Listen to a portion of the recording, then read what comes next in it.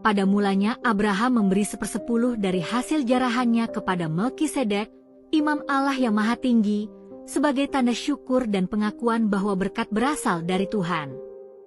Kejadian 14 ayat 18-20. Kemudian Yakub bernazar di Betel bahwa jika Allah menyertainya, ia akan memberikan 1/10 dari segala yang diterimanya sebagai tanda kesetiaan.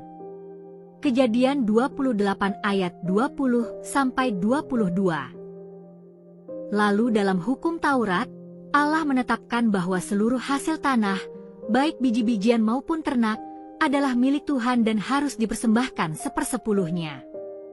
Imamat 27 ayat 30-32.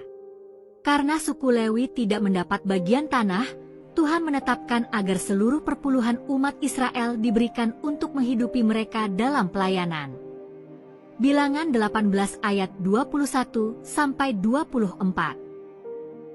Dan dari perpuluhan yang diterima, orang Lewi juga wajib memberikan 1/10 kepada imam-imam, sehingga semuanya berjalan tertib di hadapan Tuhan. Bilangan 18 ayat 25-28. Selain untuk orang Lewi, Tuhan memerintahkan agar perpuluhan juga dipakai dalam perayaan kudus, supaya umat belajar takut akan Tuhan senantiasa. Ulangan 14 ayat 22-23. Selanjutnya, Tuhan mengingatkan agar perpuluhan boleh dimakan bersama keluarga di hadapannya, sehingga menjadi sukacita dan persekutuan kudus. Ulangan 14 ayat 26-27. Setiap tahun ketiga, perpuluhan khusus ditetapkan untuk orang miskin, yatim, janda, dan pendatang, supaya semua merasakan pemeliharaan Tuhan. Ulangan 14 ayat 28-29. Kemudian Musa menegaskan kembali hukum ini, agar Israel mengaku di hadapan Tuhan bahwa mereka tidak menahan perpuluhan, melainkan membagikannya dengan setia.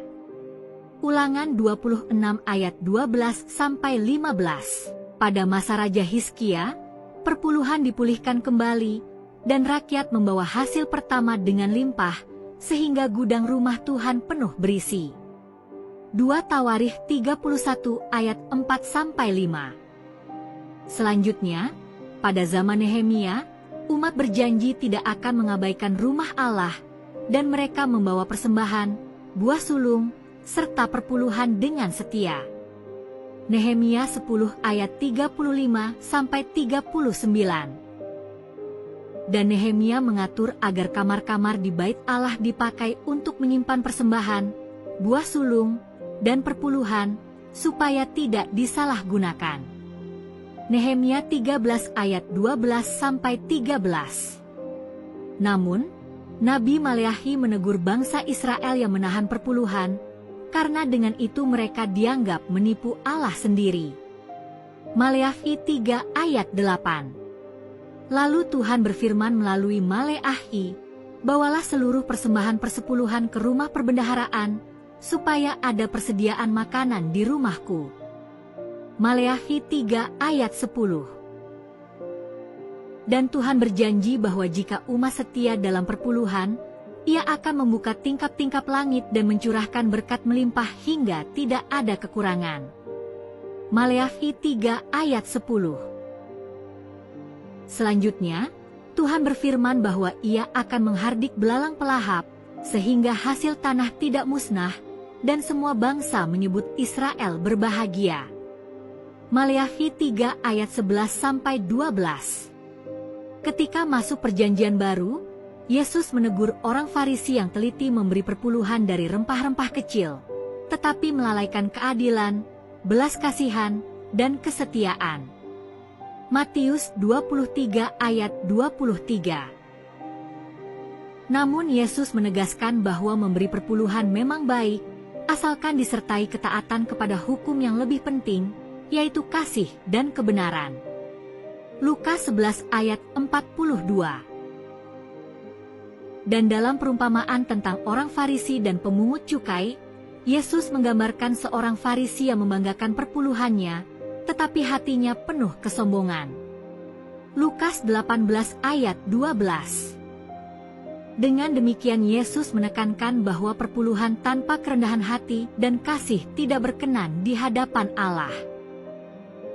Setelah kebangkitan Kristus, jemaat mula-mula di Yerusalem lebih menekankan kebersamaan dengan menjual harta mereka dan membaginya kepada semua orang sesuai kebutuhan.